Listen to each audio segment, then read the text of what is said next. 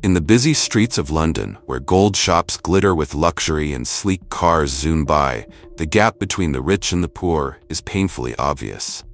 But in the midst of this lavish world, there's an elderly man, George, walking slowly in the scorching sun.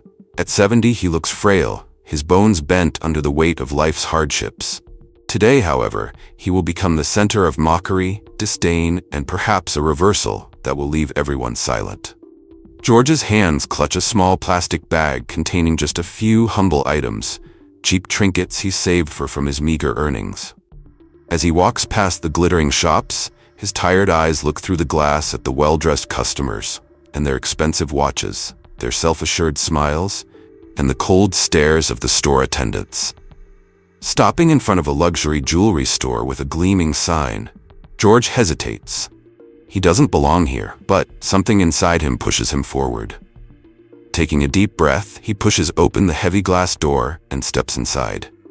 His heart races as he approaches the display counter, his eyes locking on a small gold bracelet that rests quietly under the bright lights. It's simple, nothing extravagant, but for George it means everything.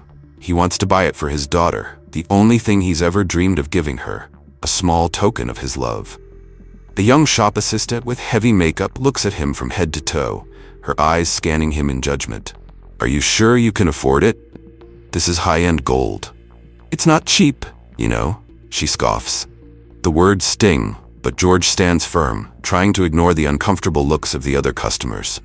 "I've saved up for months, just a small one for my daughter," he mutters, his voice barely above a whisper. The shop assistant smirks, her eyes cold and dismissive. "People buy gold with real money, not coins," she snickers, causing a few customers nearby to turn their heads and chuckle quietly. George, holding back his tears, grips the crumpled bills tightly in his pocket, trying not to let the humiliation show. As he begins to count the money, his hands tremble.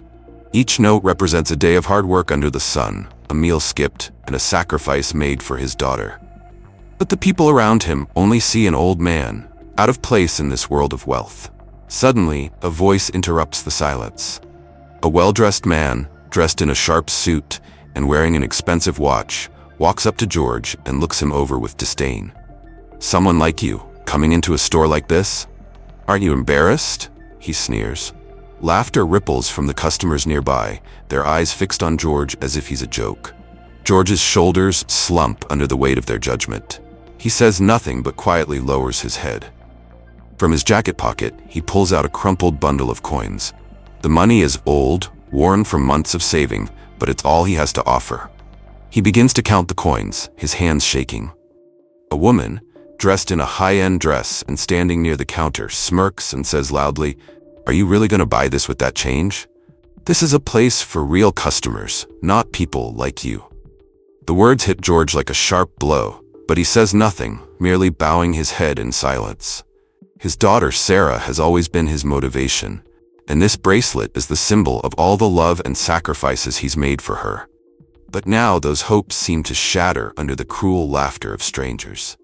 As George turns to leave, his heart heavy, a voice calls out. It's Sarah, rushing toward him, her eyes filled with both concern and surprise. "Dad, what are you doing here? Why are you carrying that money? What's going on?" she asks, her voice trembling. George turns to face her, his face showing a mixture of pride and embarrassment. "I just wanted to buy a little gift for you, Sarah, but it seems they don't want to sell it to me," he says softly. The words break Sarah's heart. She looks at her father's worn hands and the crumpled bills he's carefully saved. For the first time, the pain of their circumstances hits her deeply. She grips his hand tightly, her heart swelling with love and regret. "Dad, you don't have to do this. I'll take care of it," she says, her voice now firm and resolute. "This ends now." Without another word, Sarah strides toward the counter, her eyes sharp and cold. She doesn't flinch at the stares of the staff or the customers.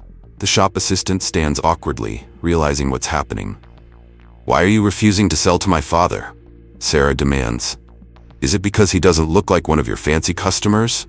Just because he doesn't have a designer suit or a shiny watch? My father has worked his entire life, and no one has the right to judge him." The room falls silent. The rich customers, the staff, All stand frozen as Sarah's words sink in. She turns to the man who had mocked her father earlier. "You are the ones who are ruining the image of this store, not my father," she says, her voice unwavering. "You judge people based on appearances, but true value is in the heart, in the sacrifices we make, in the love we give." The man recoils, his pride crumbling. He adjusts his watch nervously, unable to respond. Sarah turns back to the counter and orders the bracelet. She doesn't need an explanation. With a swipe of her credit card, Sarah pays for the bracelet, her voice ringing out with a finality that echoes in the quiet store. Money doesn't define a person's worth. Don't ever forget that. With the bracelet in hand, Sarah walks out of the store, her head held high. Her father follows behind her. His steps lighter than before, as if the burden of years of hard work had finally been lifted. As they step outside, the harsh sun no longer feels so oppressive. The weight of the world on George's shoulders is lighter, for he knows that his daughter stands by him, always. This is a powerful story of love, dignity, and sacrifice. A reminder that we should never judge someone based on appearances or wealth. It teaches us to value the true worth of a person, which lies not in their possessions, but in their heart and actions. Thank you for watching this meaningful story.